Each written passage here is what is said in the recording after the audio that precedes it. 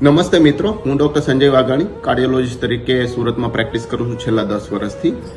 આપણું day to day એક્ટિવિટીમાં લાઈફમાં ઘણા બધા સ્ટ્રેસ હોય છે, મેન્ટલ સ્ટ્રેસ હોય છે, ફિઝિકલ સ્ટ્રેસ હોય, તેનાથી આપણી બોડીમાં ફ્રી રેડિકલ્સ જનરેટ થતા હોય છે, એટલે કે નુકસાનકારક અમુક તત્વો પેદા થતા હોય છે, જેના લીધે આપણી એજ પ્રોસેસ ફાસ્ટ થતી હોય છે, ઇમ્યુનિટી ડાઉન થતી હોય છે અને શરીરમાં ઘણા બધા રોગો આવતા હોય છે. તેમાંનો એક હાર્ટ ડિઝીઝ પણ પ્રોગ્રેસ થતો હોય છે. તો આ બધા રોગોની સામે રક્ષણ માટે કુદરતે એક સિસ્ટમ ગોઠવેલી છે એન્ટીઓક્સિડન્ટ. પણ એન્ટીઓક્સિડન્ટ પ્રોપરલી એન્ટીઓક્સિડન્ટ આપણી બોડીમાં મળી રહે તેના માટે ઘણા બધા તત્વોની જરૂર પડતી હોય છે, જે આપણને ડાયટમાંથી અને એક્સરસાઇઝમાંથી ને એવી રીતે મળતા હોય છે, ઊંઘમાંથી પણ મળતા હોય છે. તો આ એન્ટીઓક્સિડન્ટ જે શરીરને જરૂર પડે છે, જે રોગોની સામે રક્ષણ આપે છે, તે હંમેશા પૂરતા પ્રમાણમાં નથી હોતા. તેના માટે ઘણા બધા એવા માઇક્રોન્યુટ્રિયન્ટ્સ અને ટ્રેસ એલિમેન્ટ્સની જરૂર પડતી હોય છે કે જે આપણા ડે ટુ ડે ડાયટમાં નથી મળતા. પરંતુ અને સાથે સાથે આપણો ડાયટ અત્યારે એટલો હેલ્ધી રહ્યો પણ નથી.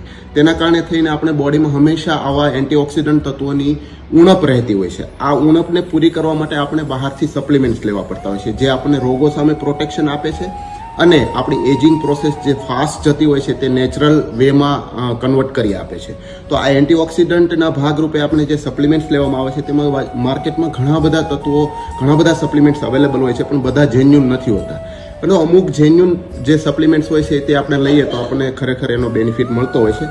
આ એડેડ એડવાન્ટેજ માટેનું છે. આ રૂટીન જે ડે ટુ ડે લાઈફમાં આપણે જે દવાઓ ચાલતી હોય અથવા તો જે કંઈ ટ્રીટમેન્ટ ચાલતી હોય એ કર્યા પછી આપણે જે સપ્લિમેન્ટ્સ લેવા પડે છે એના માટે થઈને અમુક કંપનીઓ, સારી કંપનીઓ છે, જેમાંની એક આ ઇન્ડુસિવા કરીને કંપની છે, જેનું એક આઈપલ્સ છે, જે અકાઈ બેરી નામના બેરીમાંથી તેનું એક્સ્ટ્રેક્ટ કાઢીને એક જ્યુસ બનાવે છે. તે આપણે ડેલી એક ચમચી કે એક પેલું બાઉલ આ લઈ શકીએ તો એનાથી આપણને થોડો બોડીમાં એન્ટીઓક્સિડન્ટ્સ મળતા હોય છે. અને એક એમની કોફી છે, એ પણ સારી છે. આ પર્સનલી હું યુઝ કરું છું અને મને થોડું સારું લાગે છે.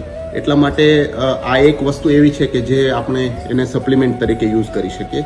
પરંતુ એક વસ્તુ ખાસ ધ્યાનમાં રાખવા જેવી છે કે આનાથી કોઈ રોગ મળતા નથી.